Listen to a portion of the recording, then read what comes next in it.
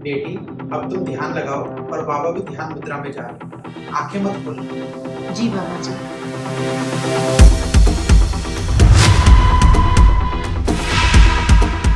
बेटी, बाबा देख पा रहे हैं जिसका तुम भला चाहती हो वही इंसान तुम्हारा बुरा चाहता है।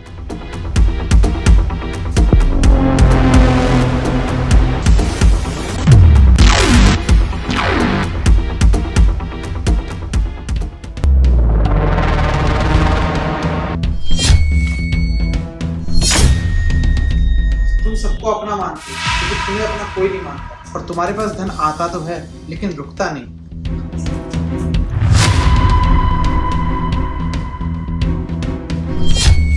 और सभी के होते हुए बिल्कुल अकेलापन। बेटी, अब तुम हमारी शरण में, चिंता बिल्कुल मत करो। बाबा के पास हर समस्या का समाधान है। अब तुम अपनी आंखें खोल सकते हो। इस समस्या का समाधान क्या है और मुझे करना क्या होगा? और इसके बाद बरकत तो रहेगी ना? बाबा, इसमें खर्चा कितना आ जाएगा? बाबा एकदम निस्वार्थ भावना से काम करते हैं। किसी भी समस्या का समाधान करने के लिए कोई पैसे नहीं। और मैं 7 दिन तक ध्यान मुद्रा में रहूंगा, तो मुझे कृपया करके कोई फोन मत करना। और हाँ बेटी, तुम बिल्कुल चिंता मत करो, बाबा की कृपा है तुम्हारे ऊपर। बस कुछ ही समय में जितना भी धन तुम्हारे पास है वो 2 गुना 4 गुना हो जाएगा।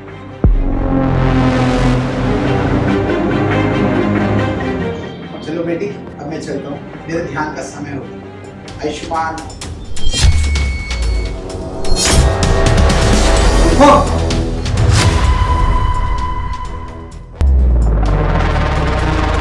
शिवम, तुम बहुत अच्छे टाइम पर आए हो। अब एक काम करो, जल्दी से बाबा जी के पैर छुओ और आशीर्वाद ले लो। आशीर्वाद? और इसका? ये कोई बाबा बाबा नहीं है, ये ढोंगी बाबा है, ढोंगी बाबा। बस बहुत हुआ बाबा का इतना अपमान। अब बाबा यहाँ पर 1 मिनट भी नहीं रुकेंगे, हम जा रहे हैं। रुको। शिवम, तुम पागल हो गए हो? तुमने बाबा को नाराज कर दिया, श्राप दे देंगे बाबा। दीप्ति, दीप्ति, तुम बाहर आओगे? जी मालिक, क्या हुआ? इस बाबा को तुम लेकर आई थी ना?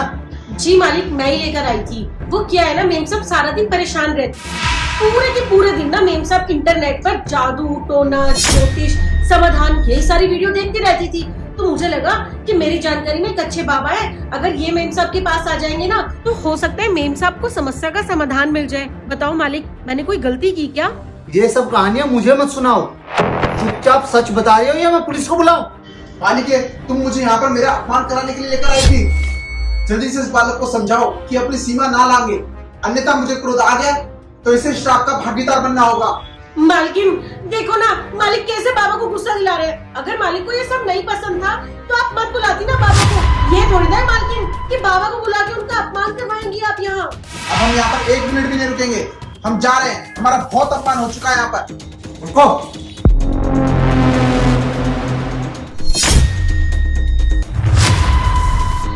बाबा, ये सब क्या है? हाँ तो दीप्ति, तुम सच बताओगी या मैं पुलिस को बुलाऊं? नहीं नहीं मालिक, पुलिस को मत बुलाइए, मैं सब सच बताती हूँ ना। ये कोई बाबा बाबा नहीं है, ये मेरा बॉयफ्रेंड है और इसके पास कोई काम नहीं था और हम काफी टाइम से ना शादी करना चाहते थे। पर मेरे घर वालों ने बोला कि जिस लड़के के साथ तू शादी करना चाहती है वो कमाता तो है नहीं, तो हम दोनों ने मिलकर ये प्लान बनाया। और हमें पता था कि मालकिन के पास तो ढेर सारा पैसा है, पर फिर भी वो परेशान रहती है। सारा दिन ये तंत्र मंत्र जादू टोने की वीडियोस देखती रहती है। तो मालकिन को पागल बनाना हमारे लिए आसान था, इसलिए मैंने मालकिन को बोला कि मैं एक ऐसे बाबा को जानती हूँ जिनके पास सब समस्याओं का समाधान है। और फिर हमने प्लान बनाया कि संतोष मालकिन को बोलेगा कि उनके पास जितना भी धन है और जितने भी गहने हैं घर में वो सब बाहर निकाल दे। इससे उनके गहने डबल हो जाएंगे और धन में भी बरकत होगी। और मालकिन ने भी ठीक वैसा ही किया। इतना सारा पैसा तो मालिक हमने अपने पूरे जीवन भर में नहीं देखा था और नहीं देख सकते थे। हम कमाते धमाते क्या ही है, हमारी 2 वक्त की रोटी चल जाए उतना ही काफी है। अरे कसूर तुम दोनों का नहीं, मेरी बीवी का है, जो सारा दिन अंधविश्वास में घुसी रहती है। और आके ये सब पैसे, ये ज्वेलरी हमने अपने फ्यूचर के लिए रखी है, ताकि बुरे वक्त में सब हमारे काम आ सके। लाइफ में सब दिन एक जैसे नहीं होते, ऊंच नीच लगी रहती है। इसका मतलब ये नहीं है कि तुम अंधविश्वास में पड़ जाओगी। अरे बुरा तो तब लगता है जब तुम जैसे पढ़े लिखे लोग भी इन धोनी बाबाओं की बातों में आ जाते हो और ये अमीर करेगा तुम्हें। अरे अगर इन जैसे बाबाओं के पास कोई शक्ति होती अमीर करने की तो ये खुद अमीर न हो जाते।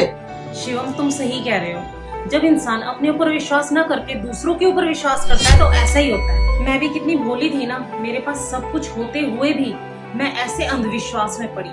चलो अच्छा है, तुम्हें समझ तो आया। इंसान को अपने कर्म पर विश्वास रखना चाहिए। अरे फल आज नहीं तो कल जरूर मिलेगा।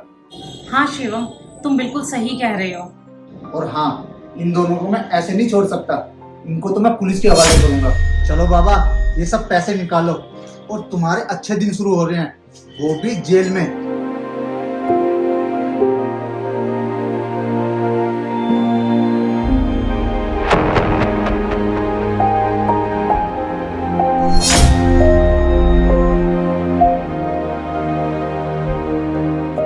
राखी, सबसे बड़ी गलती तुमने की है और इसकी सजा तुम्हें जरूर मिलेगी। और तुम्हारी सजा ये है कि आज के बाद तुम्हारे पास ना ज्वेलरी रहेगी, ना पैसा रहेगा, ना घर की चाबियां रहेगी। लेकिन शिवम, मुझे ये समझ में नहीं आया कि तुम्हें ये सब कैसे पता चला। कैसे पता चला? तुम ध्यान मुद्रा में बैठी थी और मेरा फोन उठा नहीं रही थी। उसके बाद मैंने कैमरे में देखा कि बाबा जी तो ज्वेलरी और पैसा चिपकाने पे लगे हैं। उसके बाद मैंने सारा काम छोड़ा और मैं घर की तरफ भागा। अगर मैं सही टाइम पे नहीं आया होता तो बाबा जी चंपक हो गए होते। तुम ये सब लेकर अंदर जाओ, मैं पुलिस को बुलाता हूँ।